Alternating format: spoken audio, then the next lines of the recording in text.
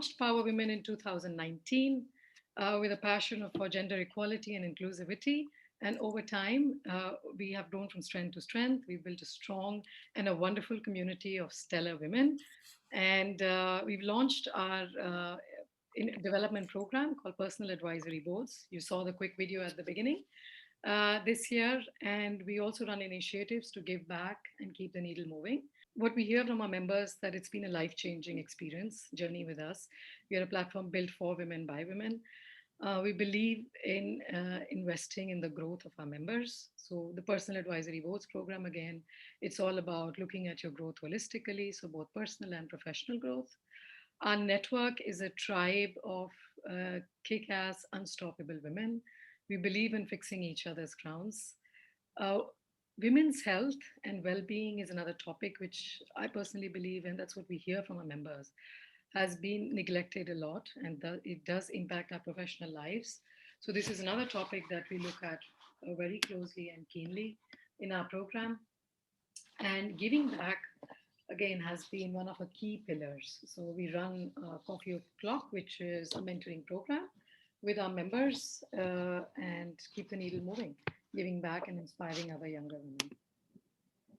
Personal advisory boards, what we do here is that we curate a unique board for you, which is made up of 5 or 6 women, complementary leaders. You embark on a journey of transformation together with these women, and it's all about peer-to-peer coaching, also figuring out your own blind spots as you see and discover how other women handle and embark on their journeys. I've been reading Adam Grant's latest book, and he talks about us. It's very easy to reach the amount of stupidity. And as more experience we get, it becomes even more and more common. So this program, one of the key things is also to help you rethink, reimagine, challenge yourself and grow. In January, 26% of the women who are enrolled already have advisory roles. Thanks to our partners such as Loyal VC and also Founders Institute, which we collaborate with and they help us to bring advisory roles, positions for these women. And in the last less than 12 months, we've had over 50 women get opportunities to position themselves as thought leaders. We collaborated with Asia Berlin Institute, we collaborated with INSEAD Emerging Market Institute, we run our own thought leader summits, and run other initiatives with which we give opportunities to our members to position themselves as thought leaders and strengthen their online brand. The work that we do, of course, it only makes sense if it resonates with our members. So this was something very nice. One of our members, who's also a Forbes Power businesswoman, is on the boards of 3 organizations and is a Stanford MBA, she shared recently that the Personal Advisory Boards has been a metamorphic experience for her, a truly meaningful program. It has kept her personal as well as professional well-being all. At the numbers who registered today, a lot of them were men. So thank you for taking time out and joining. And just a few words. So the gender equality is not a women's issue. It is much more of a broader economic issue. And the fact today, also even today, most of the leadership positions globally are held by men. So we alone talking or alone in rooms can't bring about change. So we need men as allies. And the rise of women is, of course, not about fall of men. It is really about true allyship, true partnership, and doing it together. So thank you to all the men who joined in today. And thank you to Kamal and Loyal VC coming in as a partner and speaking about this very, very important and relevant topic.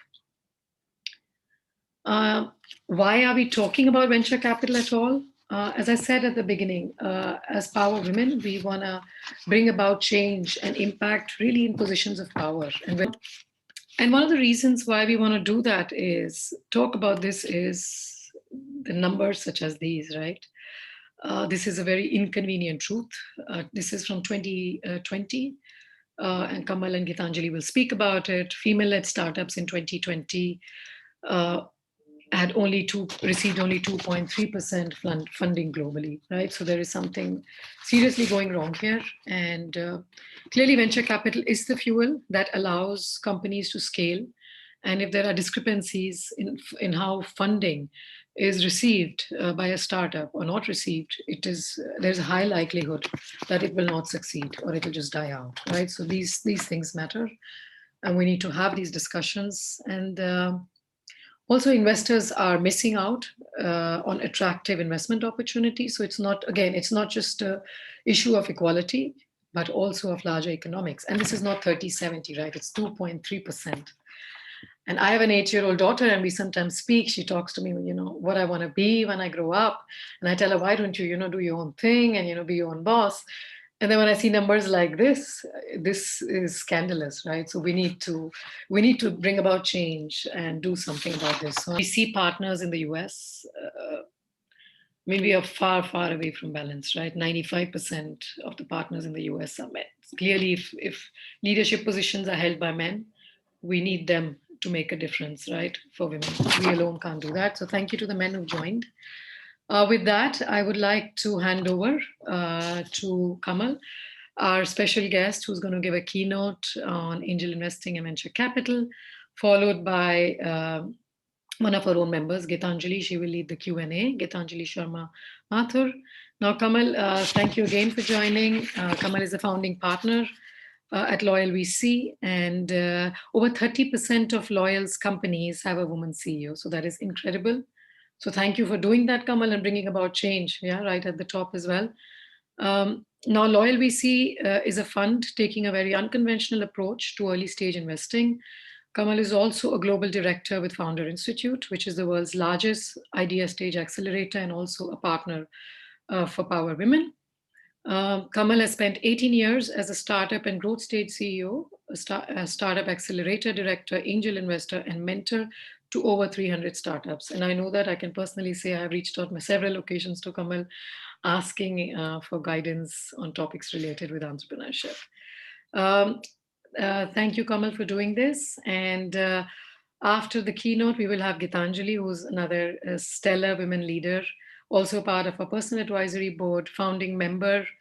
Gitanjali is a director at HSBC Private Bank in London, and she leads the UK Private Bank's female client segment and its next generation program. Thank you, Gitanjali, for chairing the session. Kamal, the floor is yours. Later.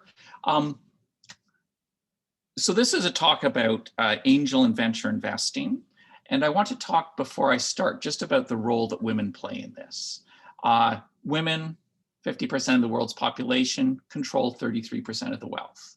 Yet when you look at the far side at the entrepreneurs, 36% of entrepreneurs worldwide are women, according to one stat I saw, World Bank, I believe, where they receive, as you've heard, only 3% of the venture capital funding. If you look in between, women are 50% of the wealth owners, only 22% of angel investors are women.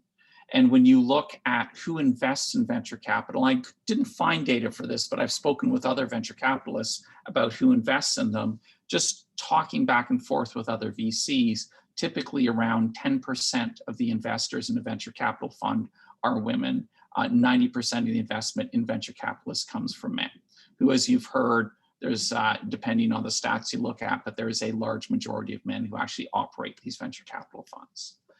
If you look at why we have any competence to speak in the area, we have, as opposed to the average 10% or so of the cash into a VC fund, actually 28% of our money comes from women, and 25% of the money, 30%, 31% of the entrepreneurs that we invest in are women. Common reasons which are given for why women don't do angel and venture investing is a lack of knowledge, the fact that women are more risk aware, not more risk averse, but they just require more information to understand and really evaluate the risk before they invest. And these are subjects which I hope to address in the topic today. Women also want to invest for a combination of security and comfort, long-term comfort, making money, security to make sure that they're comfortable with where their money is. And I'll talk a little bit about the strategies that you can use in angel and venture investing to get that combination of security and long-term comfort. People also talk about there being few opportunities, and it can be intimidating to be, especially to be in the minority anywhere. These are two things which you can address directly through a group, a network like Power Women, where you are part of a larger whole. You are no longer in the minority, and you can share opportunities between yourselves. So I'll talk a tiny bit about that as well. So let's jump into what is angel and venture investing. Angel and venture investing is a subset of what is known as the private markets. If you look at how a business develops, so let's take Amazon as for instance, Jeff Bezos started Amazon by self-funding the business. The next thing he did is he raised friends and family money. And you normally do this when you move beyond the idea to the first product, but the first people who will invest in you are typically those who know you well. In his case, his parents put $245,000 in 1994 into his business, so a very significant investment. There is a wealth inequity topic here, which is a whole nother subject I won't get into, but this is typically your first money is from people who know you. You then move into angel money, typically when you've got a business up, which has got sales already. There was an angel investor, for instance, called Tom Alberg, very high profile in Seattle, who invested in Amazon. From there, when you've got a business which has sales, has a product, and you just need to grow it, that is the time you go to venture capital. Kleiner Perkins put $8 million into Amazon in 1995. From there, you have a choice on how you grow. You can continue to take money from larger and larger VCs or private equity funds, or you can list on the stock market, which is what Amazon did in 1997. Everything in green, private markets. The gray, the stock market, the shares you can buy every day are public markets. If you look at where wealth is created in the economy, over 99% of all companies are private. That's not surprising, they're small companies. But what does surprise many people is that public companies, the shares you can buy on the stock market, are only 42% of total sales in the economy. Actually, 57% comes from private companies. This is why you always see news articles which say private businesses are the engine of this recovery. They've created the most jobs. Well, yes, they've created the most jobs because they're more than half of the economy. And many investors don't think about this, that if you want your investments to match the economy, you really need to think about how you split your investments 50-50 between public and private companies. Now, private companies are more complicated to invest in. We'll talk about how. The other reason you may want to think about investing in private companies is by something that has recently happened in the tech industry. If you look at the story of Amazon, you could have bought Amazon as a public company when it listed in 1997, and you would have made 2,000 times your money back. And this was the behavior in the last centuries, that you were able to buy things. You didn't have to invest in a private company. You could wait till it went public and still make a lot of money. If you look at what's happened in the past 20 years, the big name companies that we know have been taking money from mega VCs, from private equity funds, and they are staying private longer and longer before they list. So retail investors are not getting a chance to participate in the growth of tech companies. This is also one of the reasons that the SPACs are coming up. I can answer questions about that later, but it isn't, SPACs are an attempt to say, let's take companies public sooner so that average retail investors can access this space. Now, one of the things that makes investing in public markets hard, in private markets hard, is that it is regulated.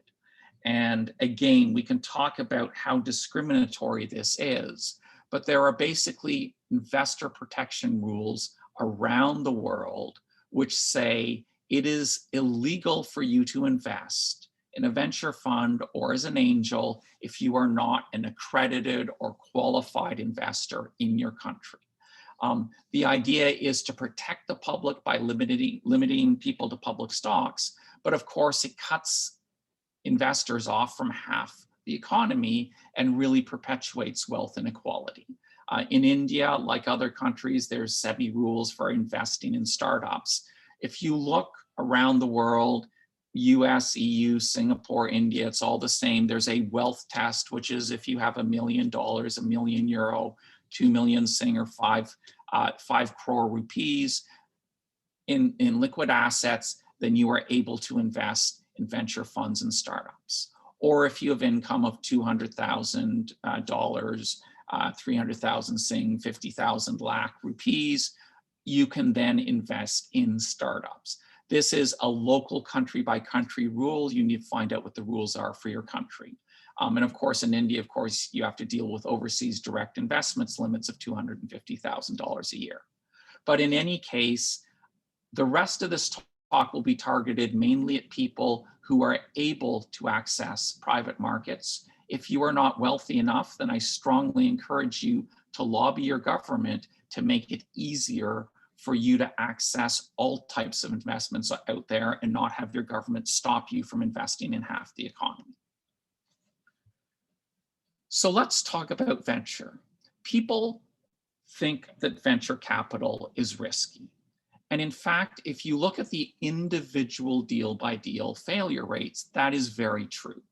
Over a 10-year period, 65%, 2 in 3 venture capital deals will fail. Compare that to private equity, which is only 20%, and public equity, where over a 10-year period, less than 10% of companies will fail. So you can see superficially, it looks, first of all, like a very silly investment class. Why do people invest in venture capital or angel? Well, although 65% fail, 31% can do quite well, typically giving you about 3 or 4 times your money back, and they cover your losses. And 4% of the investments will do extremely well, giving you 10 times your money back or more.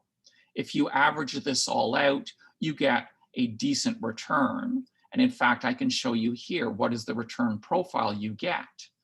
If you do 5 angel investments, you will see a return profile like this, where you may lose all your money, you may make 30% a year on your money, anywhere in between.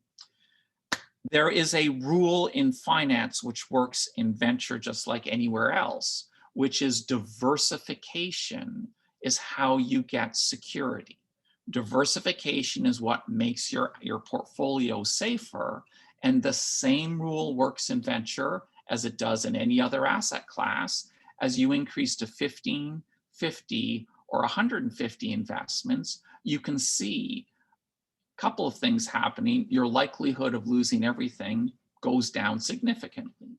Your chance of making a 30% return also comes down, but you can still see a very, very interesting return profile here, where you can average sort of a 12 or 13% return, which is significantly better than public markets at still having a fairly tight dispersion between expected returns. So you've got, if you want to invest in this asset class, and if you remember one thing, it's that the magic number of investments is somewhere between 50 or 150 investments. So pick around 100 investments if you want to invest in the asset class in a relatively safe way. Just diversify enough. Now, diversification is only part of it. Diversification handles the risk of the individual deals. You still need to watch out for 3 other things in the private markets. First thing off is the government is not reviewing every statement made by a private company. So you need to do due diligence here. There's a famous study out of the US that angels who do over 20 hours of diligence have double the returns of those who don't. So this is really important. The public market regulator isn't reviewing everything said. You need to get together with other people and verify this. The second thing you need to watch out for is something called negative selection bias, which is just anytime you see a deal, you should always be asking yourself the question, why is this deal available? Why do I get to see it? Who else said no to it first, and why did they say no? So be sure you've thought about this and don't just say, oh, wow, here's this incredible deal. So it'll be, okay, and why am I seeing it? The third thing to watch out for is you have long times to exit. When you invest in angel and venture capital funds, your money is typically locked away for 10 or more years. Now, the nice thing is when you invest through a powerful network like Power Women, you get a lot of help with diligence and negative selection bias. Especially when someone is already a member of the network, they have a strong incentive to not lie to you because they want to keep their standing in the network. So this makes diligence easier and take less time. And it also answers a negative selection bias. Your network will help you find good deals before anyone else finds out about them. So really look for networks to support you if you want to be doing this investing. Now, this still doesn't help with the long times to exit. And to give you the real numbers here, it will take anywhere between sort of 7 and 14 years if you invest in a single company for that company to actually exit. My own personal investing, my best return was actually a company which was headquartered out of India, registered in Germany, operated out of India. And I made 30 times my money back on that investment in an M&A deal. It took me 14 years to get my money back. So 14 years later, I have 30 times my money, but that is a long time to wait. And in fact, it's also a fairly long time to fail. It can take 3 to 6 years for failures to occur. So you need patience when you're investing in this market directly. I've told you all the negative sides. Why do people do it? People do it because it is really fun. It is interesting, it's exciting to see these great entrepreneurs who you back with your money. Here are 4 of them in our portfolio who I've gotten to know. A woman in China who's doing China's first cultivated meat meat company, growing meat from the cellular level. A B2B marketplace in Nigeria who helps typically women-owned businesses restock by phone so they don't need to go into the market. Got an exciting biotech company here, a clean tech company, which is reducing food waste. But each of these are stories you can get really passionate about and people who are doing really exciting things to change the world. This is the big question you need to ask yourself. And there's really 2 questions to ask yourself when you do this. But are you in this business for fun, or are you in it to make money? It is perfectly acceptable to do 5 angel investments here and there with your play money, knowing that this is not an investment strategy. It's highly risky to only do a few deals, but you're doing it for fun because you've got the core of your assets invested somewhere else. Or you can also say, is this an asset class that I want to invest in? And then you have a couple of different ways of looking at it, which is, do I want to do it very casually, not spending much time thinking about my money, or do I want to dedicate myself to it? And there are a series of different alternatives within the angel and venture asset class that you can look at depending on why you're doing it, how much time you want to spend in it. And I'll drill down on each of these to tell you a little bit more about them. Your first option is to invest in online platforms crowdfunding. This is a chance to be an angel, to jump in there and just invest in cool companies. This is also the only one which is accessible to you typically if you are not an accredited investor. So if you don't hit the wealth levels, you can still often jump on a licensed crowdfunding platform such as Cedars out of the UK is one of the big ones, and you can invest on there. Many advantages, they do diligence, you see lots of deal flow. Biggest downside is you worry about negative selection bias. Why is the deal freely available on an online platform? Why haven't wealthy people already snapped it up ahead of time? But this is a great way to gamble. This is also, it's difficult though not impossible to assemble sort of 100 companies this way. If you only do a few deals here and there, as most people do, then it is very much gambling. It is fun. Your second option is to be a friends and family investor. So you're typically investing $5,000 to $50,000 amount in businesses started by your friends, if you're Jackie Bezos and your son. This is good because you don't need to worry the same way about diligence, about people lying and cheating to you, helping out friends and family. Sometimes there's even an unofficial or official understanding that even if the business fails, the person will feel they owe you the money back. The downside is, first of all, look, there's only so many deals your friends and family do. So you can only do very little investing this way. There is a hidden risk, which is sometimes, because there's this understanding you'll be paid back even if it fails, sometimes later professional investors like a venture capitalist will push the entrepreneur to buy you out when the company is doing well, and they'll say, just give them their money back plus interest because it was sort of a loan, it wasn't really investment. So really be clear when you go into a friends and family investment with the person running it. Do you really own the shares, and can you keep your money in the business forever as it grows, or are they going to expect to pay you back? That's a very important thing to get straight. I lost a lot of money on my first angel deal, and in fact, you can also invest as an angel the same way with the same risk of being pushed out. My first deal, as soon as the company succeeded, the next VC forced the entrepreneur to pay me back plus interest, and if you only make your money back on the ones that succeed and two out of three fail, you lose money very quickly. If you look at direct angel investing, this is a gentleman called Ron Conway, who's famous in Silicon Valley as being a spray and pray investor, who's actually assembled a portfolio of over 200 angel investments.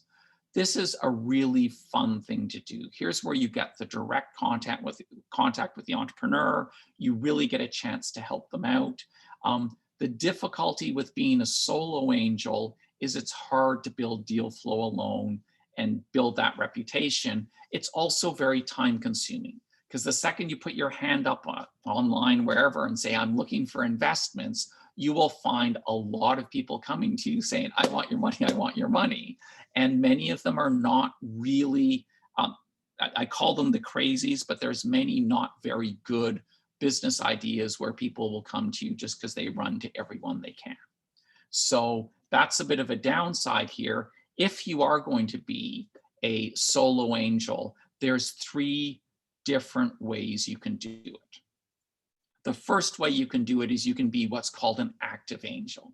This is someone who doesn't just put in money, but you actually get involved in the company. So you are an advisor, a board member. You fundamentally thought about from a financial point of view, you have a significant uncompensated time cost. You're giving them your time for free, and your return on the investment needs to pay you for your time. Often you do this, though, not because you're thinking with your financial brain, you're thinking with your personal interests, which is, I like this company, they need my help, I can help them, let me do it. You also need to watch out for here, there are many angels who are more competent. You think that because you are more experienced, older, whatever, you may know more than the entrepreneur running it. And I just want to sort of put a warning sign up there. It's called the Dunning-Kruger Risk, which is where you know, where you think you're better than you are. And this really shows up in a business. An entrepreneur who spends her time full-time in the business probably knows a lot of things about that business that you don't. So you need to really listen to and respect what she's telling you, even if she's a lot younger, a lot less experienced, because remember, she cares about the business as in it all her life, and you're just in it part-time. So you can be an active angel, you can be a passive angel, you pick your favorite deals, or you can be what's called a spray and pray angel, where you invest in a whole bunch of different investments, and venture capitalists laugh at it as you spray the money out, you pray for the returns. The actual truth is indexing, making a whole bunch of investments, 90 to 95% of the time beats investors picking deals. You don't have to be a solo angel investor. You can also join an angel group. The advantage here is you've got more reliable deal flow, people to help you help you sort of filter the deals. You often pay an administrator to filter the deals you see, and the crazies get filtered out by them. You're in a team, you can co-diligence, it can be a lot of fun. The only downside is there's slower deal execution because you're trying to all line up around a deal, so there's a lot of group dynamics to deal with. What if you don't want to invest yourself directly as an angel? Your other option is to invest in a venture fund. So in a venture fund, you're typically asked to invest a minimum of $250,000 to $500,000. Let me warn you, this is often negotiable. Venture funds will advertise there's a $500,000 minimum or $250,000 minimum. And if you talk to them and say, hey, I've got $100,000, will you take it? They often will. But here what you're doing is you're paying someone else a percentage of your money, typically 20 to 30%, often paid out of the returns, and they're going to do the work for you. Mary Meeker of Bain Capital, famous VC, launched a few years ago. And one of the well, first of all, let me tell you a little bit about venture capital, here are things you will run into if you invest. It's typically a limited partnership with an 8 to 10 year fixed life. You get some tax advantages. It is complicated to sign up to because you'll typically have 100 pages of legal to read and sign. It's just what the industry is. You'll have to sort of deal with this. Standard fees, 2 and 20, 2% of the money a year is a management fee, 20% carry, 20% of the profits paid back out to you. You'll have capital calls where you have to pay in money over a 3-year period when you're asked for it. It's highly punitive. These are all things that are just part of how a venture fund works. The last thing to be aware of is a typical venture capital fund manager will be raising a new fund every 3 years. So they raise a fund, they invest it, it's fully invested, they want more fees, they go back, they raise another fund. So you can expect when you invest in a manager that every 3 or 4 years, they'll be back saying, here's my next fund, here's my next fund. And your first fund, the money's in there for 10 years till it exits. Let me talk a little bit for a second about this 3% number, where only 3% of venture capital deals have a woman CEO, or 3% of capital goes to companies with a woman CEO. For me, this is just sort of, I look at this and you sort of say, well, look, either 97% of the human talent is in men, or venture capitalists just aren't investing in the best possible deals. And we've done some work on this, actually did a paper in Harvard Business Review on this, which we can share as needed. But the fundamental truth when you look at it is venture capital and angel investing is typically done based on pitches, which are promises, which are effectively people bragging about how amazing they are and the wonderful things they're going to do with the money if you give it to them. And the truth is, men are better. There are a few differences between men and women, but one of them is men are more likely to have a highly inflated view of their own skills versus a woman. So because the venture capital business is all about big promises, men are making bigger promises than women, and they believe those big promises. They actually believe that every business they found is $1 billion business. And when you invest based on promises of the future, you will bias towards investing in men. And by the way, even women venture capitalists invest primarily in men because it's all about the pitch, the promises. If you want to fund women more equally with men, you have to fund based on data and progress, what she's done with the business, not opinions and pitches.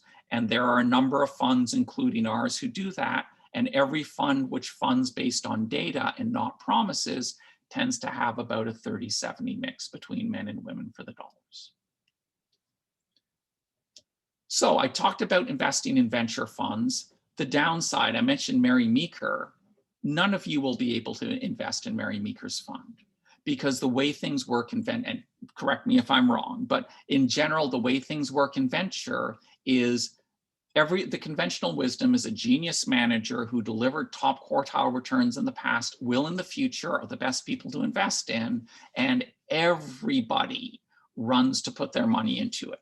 So if you want to invest in bond capital, you are competing against the Abu Dhabi Investment Authority, the Sovereign Wealth Fund. You're competing against the California Teachers Pension Plan, and it's very hard to get in.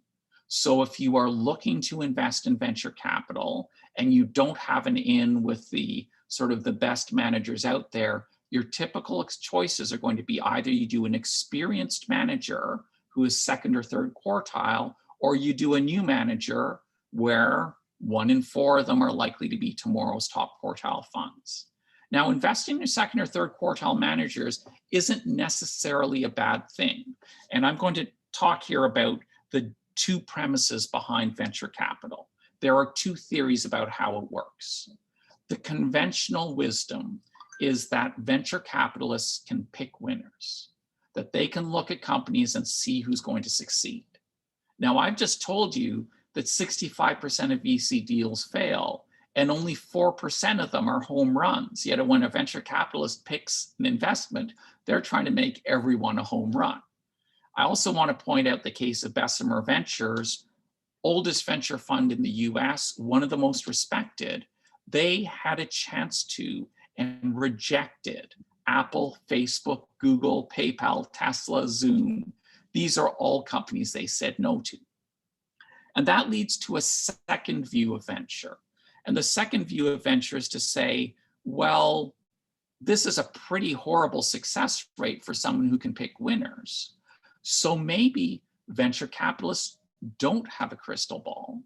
And if you don't have a crystal ball, maybe it's a numbers game where you position yourself to be well positioned to take advantage of things, and you do it by the numbers statistically. It's not about getting lucky. You position yourself so you can get lucky when that 4% shows up. Now, I'm not going to tell you which one of these 2 theories matter. I am going to say, if this theory is correct, second or third quartile managers are actually fine. Fourth quartile managers are typically always bad. Incompetence repeats in investing, typically in venture and in other investing. But second or third quartile performance isn't bad if this is true. But if this is true, then first quartile is where the money should go. And this is what the money believes. There's another way of thinking of it. Especially if you're thinking about sort of, hey, it's not about the picking winners, but just more generally about playing the numbers, then you start looking at potentially going for a fund of funds who invests in many different VCs. You pay higher fees, but you get the diversification. Or your other alternative is to go for a venture index fund, something where you've got a diversified portfolio just in the one fund itself. This is much safer to do. They're diversified. I've showed you the numbers earlier for what happens if there's 100+ companies in a portfolio. The downside is this will typically limit your returns where you can't expect better than a 20% return, though probably no worse than a 5 or 10% return either. So here's a little checklist which sort of summarizes all of these factors. You really need to say, are you gambling for fun or are you investing for returns? If you're gambling for fun, you can be an angel investor, do some crowdfunding, invest in a classic VC fund. Lots of fun. If you do it yourself, there's low fees, and you can often get into this with a low capital requirement. However, your returns are completely unknowable. There's a significant risk of losing money. If you're an angel, it'll take some of your time. A venture capital fund will not, and you always have a long time to exit. If you do a fund of funds, an index fund, you become a spray and pray angel. It doesn't help this long time to exit, but it does help give you more predictable returns and effectively eliminate the risk that you're going to lose all your money. Now, I'm going to take 3 minutes right now just to tell you a little bit about our fund so you can see the strategy we followed. So we as a fund have come out and we've done 3 things. we've got something where we try to combine the diversification with more predictable higher returns. And we've got a fund where you are no longer locked in. You have more freedom and options over how you manage your money. You're not locked in for 10 years.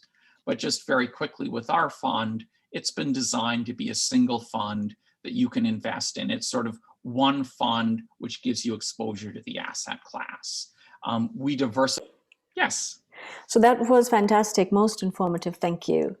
So let's kick off the Q&A. I'm going to ask you a question, actually. I do a fair bit of work in the gender lens finance space, and we do see that in the current cohort of entrepreneurs globally, the split is almost 50-50 male-female. Yet, the amount of capital going to female-founded businesses is dismal, as you yourself quoted. And I want to ask this because, as you know, most of our members are female, and so this would be of interest to the budding entrepreneurs. So what is the industry doing to address this?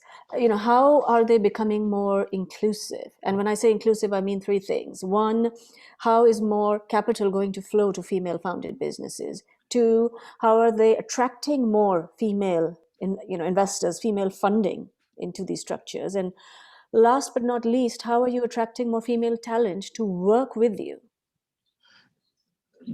Many people believe exactly that topic, which is the problem is that there is sexism by the investors. Having more women professionals investing venture capital will mean more money goes into women. And that is the main thing the industry is doing right now, is trying to hire more women investment professionals. I love the example. There's a foundation in the US which was investing in social ventures. I still remember looking at them, where 4 out of the 5 investment professionals were women. The team was led by a woman. Out of their first 16 investments they made, 15 had a male CEO.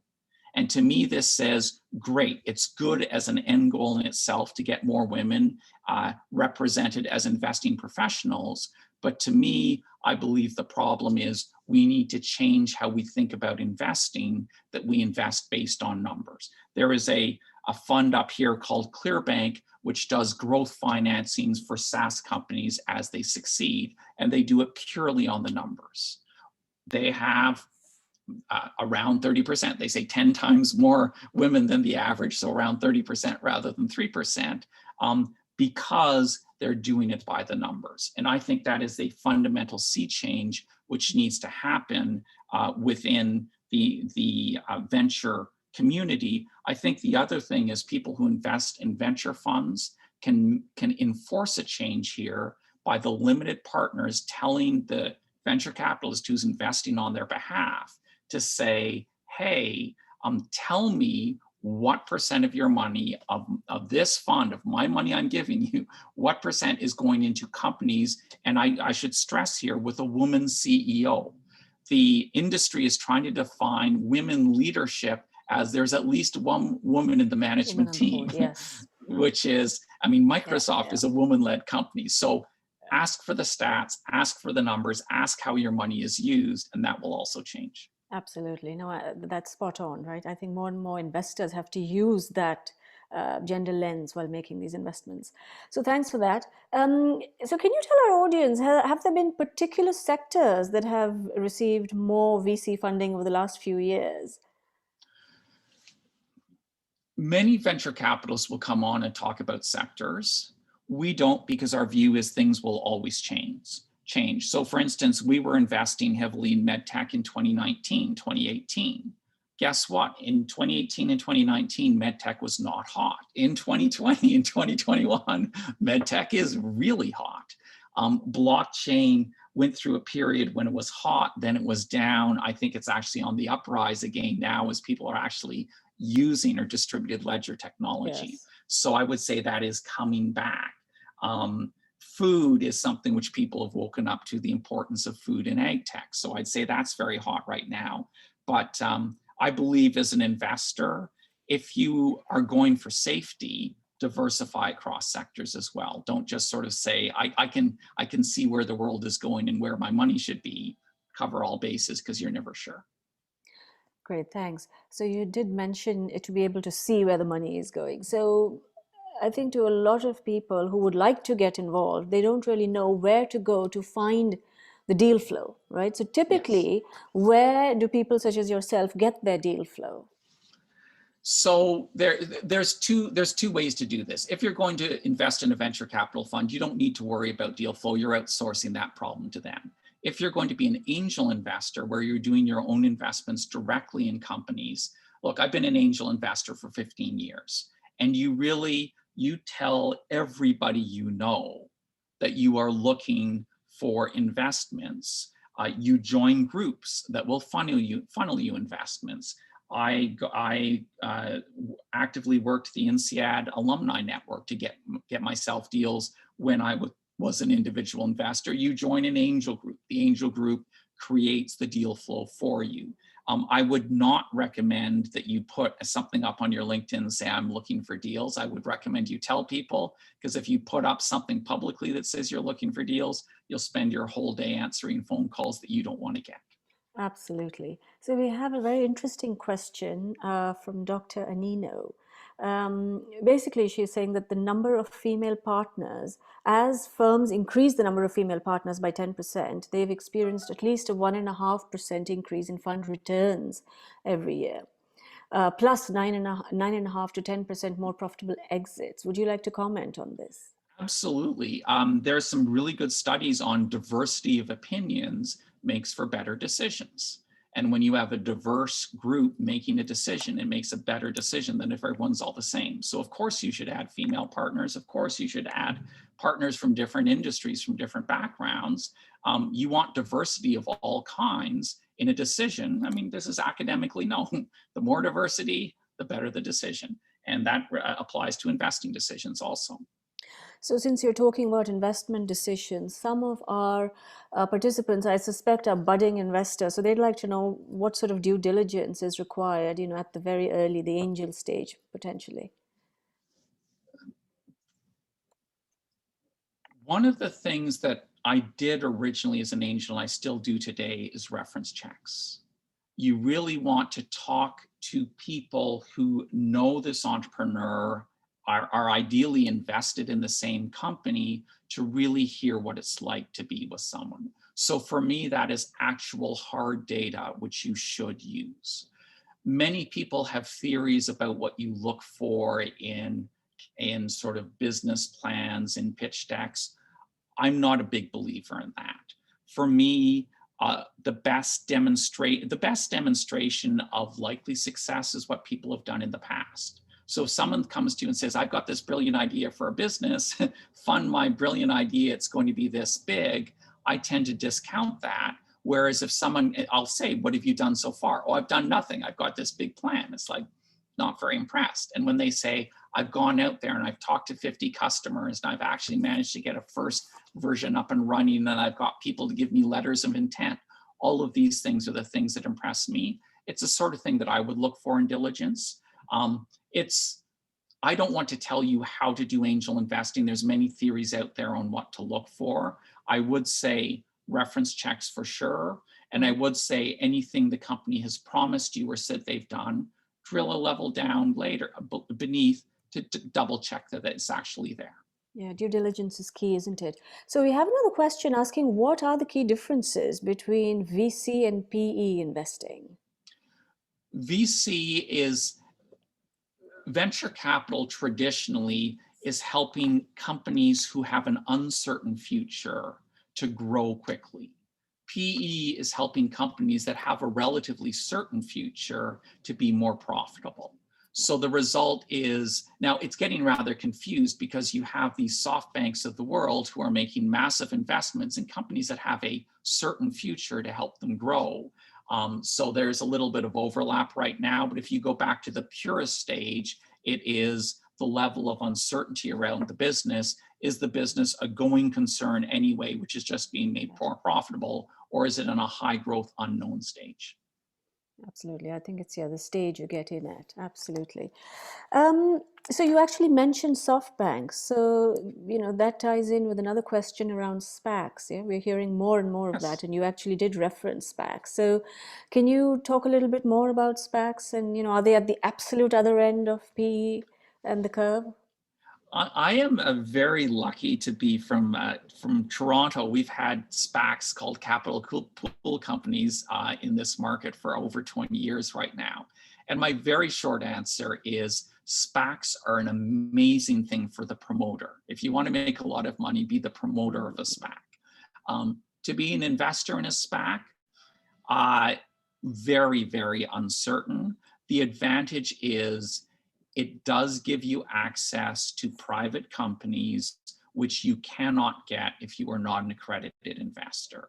So if I want to access the private markets and I can't be an angel, don't want to be an angel or invest in a venture fund, then a SPAC is a good fallback to at least try things out.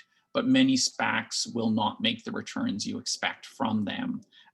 You're better off in the private markets. And if you can, I would recommend thinking about a venture fund or being an angel is likely to have equal or better returns than a SPAC, but it comes down to convenience. So, you have said that a lot of the returns being generated, most of them are actually split 50-50 private and public. And so people should aim for that split in their own portfolios. Yes. But correct. How does the retail investor actually access the private markets? Because again, I think it's also a geographic split. In some countries, they are maybe a little bit more accessible through, a lot of the private vehicles accessing small tickets, whether it's through EIS schemes and so on. But in other parts of the world, the door is firmly shut. This really comes down to the wealth you have. If you are an accredited or qualified investor, if you are wealthy enough, take some of that money and put it into, just talk with your wealth advisor, look around and say, what's my plan to get into the private markets with it? If you are not wealthy enough, you're absolutely right. There are very few to no options. And if you are have $100,000 in assets, $50,000 yearly income, too bad you're not going to be able to invest in this at all. I would love to see that change. I see there's no reason why you can't have a venture ETF equivalent that is listed and available for people, but legislation is standing in the way. So actually that translates nicely into the next one, which is around public index funds versus VC and PE index funds. Just the pros and cons between the two, not the return profile, but just at a high level, pros and cons. You typically don't see many VC or PE. You don't see PE index funds, period. At least I've never seen them. You see fund of funds. In terms of VC index funds, it's a very recent phenomenon. There are like 10 funds in the world who do this, but it is emerging as people start to realize, hey, diversification works in this industry just like anything else. Yeah, a VC, I would say a VC index fund is a great way to get into the space. If you invest in ETFs and index funds elsewhere, you want to get into the space, go to one of the 500 startups, the angel list funds, the RSCM, Loyal, to say, hey, this is how I want to access the space. Thanks. The next question is actually from Mita, and it actually resonates with me. And it's, the fact that there is so much dry powder out there, right, given where interest rates are as well. So there's a lot of money chasing sometimes low quality. So how do VCs develop, a broad investment thesis to make sure that you're going after quality?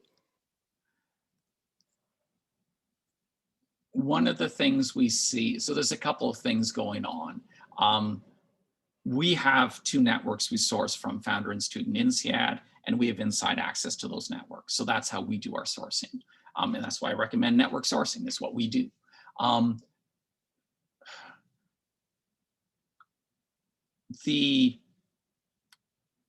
Again, I know what our strategy is. It's hard to answer to what the conventional wisdom is. Develop a good reputation, the best entrepreneurs will come to you.